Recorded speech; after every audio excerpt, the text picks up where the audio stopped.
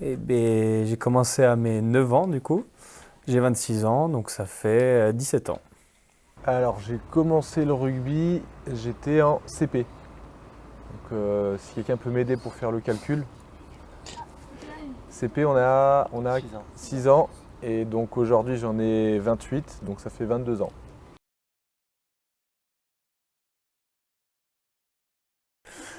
Bah, moi j'ai commencé à la suite de la Coupe du Monde. Il y avait eu une Coupe du Monde en France en 2007. Et du coup j'avais regardé avec mon papa. Et j'ai bien aimé le sport. Et du coup j'y suis allé. J'ai vite rencontré des copains et j'ai adoré. Qu'est-ce qui a donné envie dans un premier temps pour venir? Il y a l'exemple un peu du grand frère, du papa mon papa qui a fait du rugby avant. J'avais mon grand frère qui était au rugby. Donc on suit un petit peu nos aînés quand on est jeune. Et après, ce qui m'a fait rester, par contre, c'est l'ambiance de groupe, le groupe de copains qu'on se fait et le côté convivialité qu'on y trouve.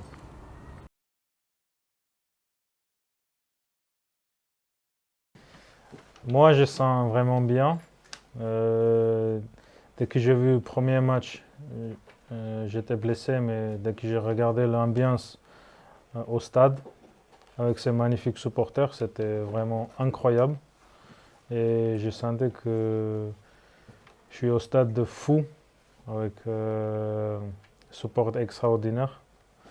Et voilà, j'ai adoré.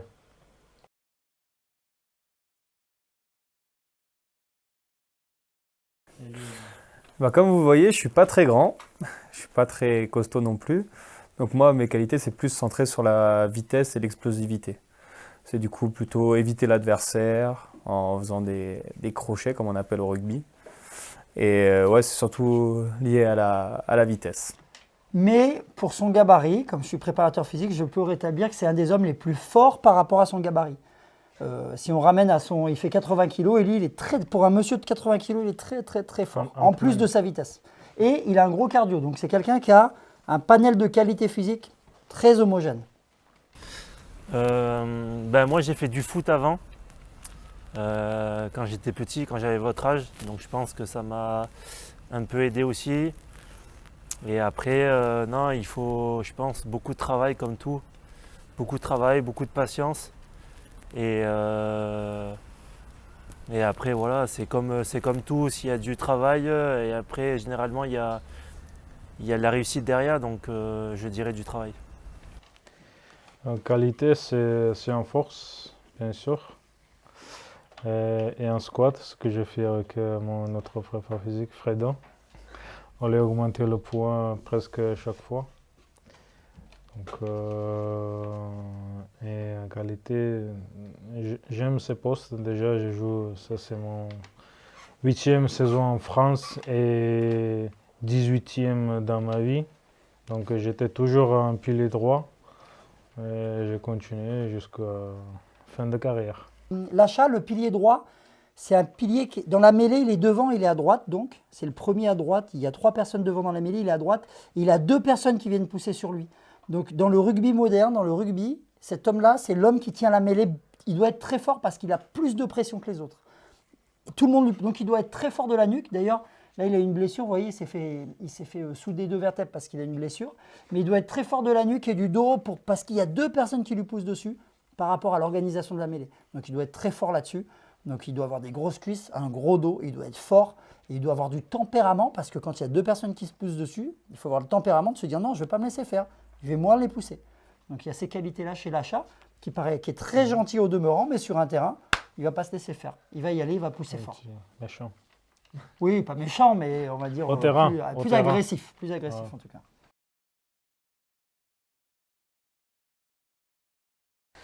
Il mange Dès des que enfants déjà.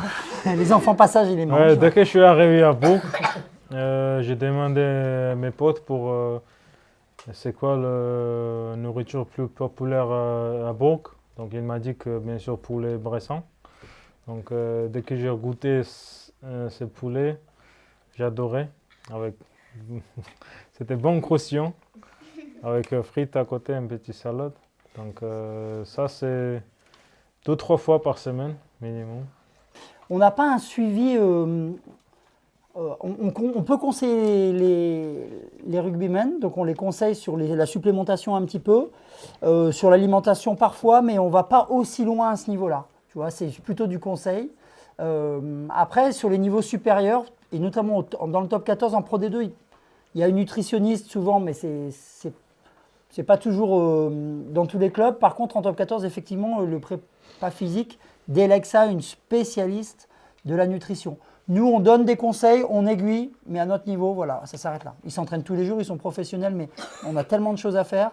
Et puis, il faut des moyens aussi. Donc, à notre niveau, voilà, on n'a pas tous les moyens possibles. Par contre, on a un préparateur mental.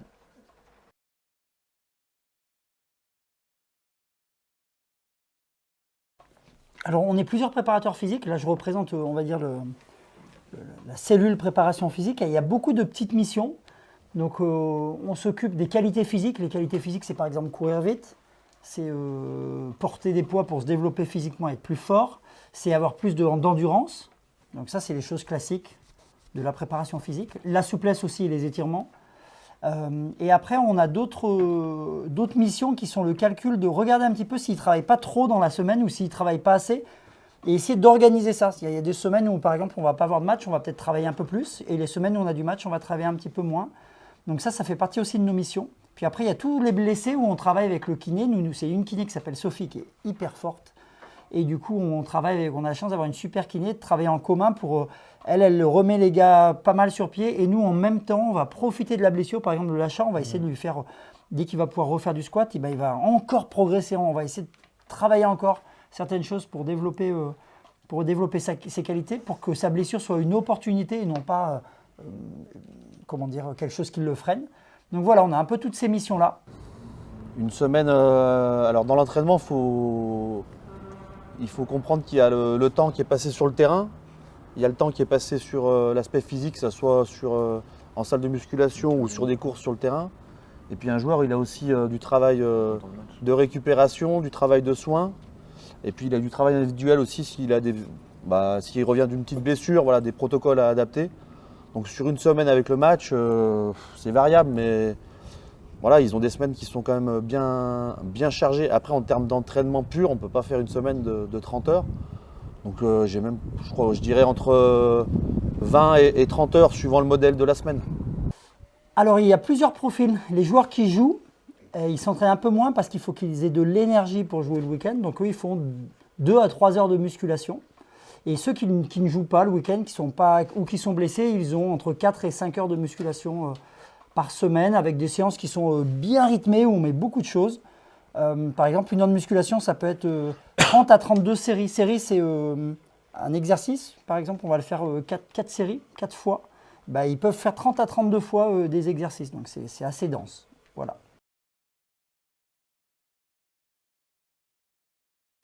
Quand on a des blessés, tout dépend déjà du nombre de blessés. Pour jouer à 23 entre les remplaçants et les titulaires, donc il faut compter sur un groupe de 40 joueurs donc pour pouvoir avoir des rotations. Et après, si on a beaucoup de blessés à un même poste, des fois on peut basculer un joueur sur un poste où il n'a pas l'habitude de jouer. Donc ça peut arriver dans des situations exceptionnelles.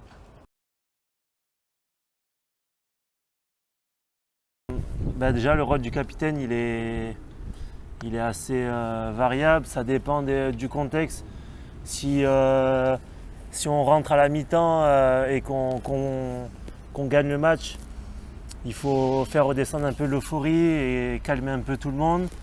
Et si on rentre à la mi-temps et qu'on est derrière au score, plutôt encourager les joueurs et voilà, remotiver tout le monde pour qu'on ressorte la deuxième mi-temps avec plus de motivation. Et,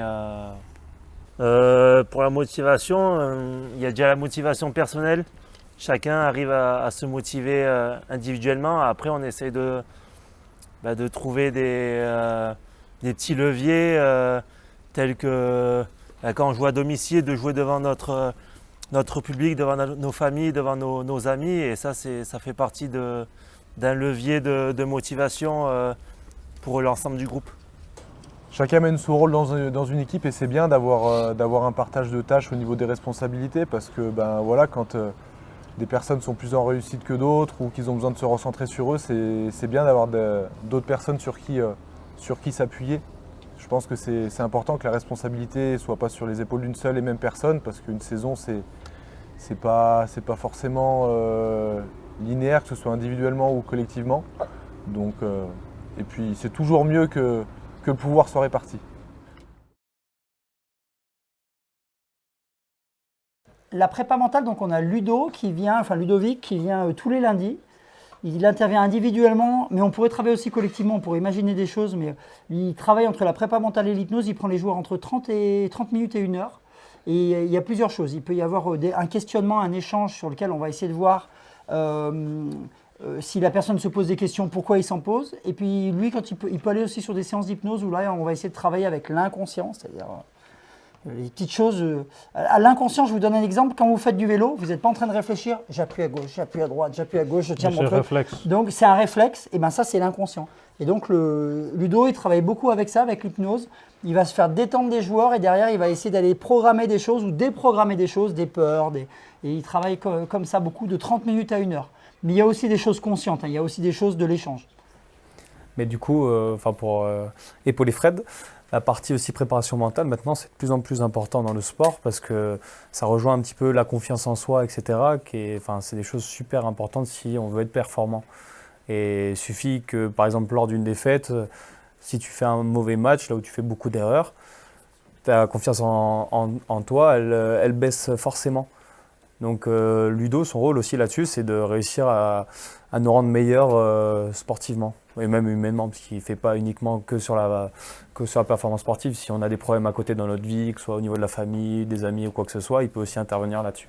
Parce que les deux sont liés, on n'est pas qu'un sportif. On est un être humain complet et on est un sportif aussi. Mais d'abord, on est un être humain, donc tout est mélangé. Mais les joueurs, quelque part, le mental, il se développe aussi sur des séances physiques un peu dures. Il se développe aussi sur un joueur qui vient relever son pote qui est en difficulté ou qui vient le protéger.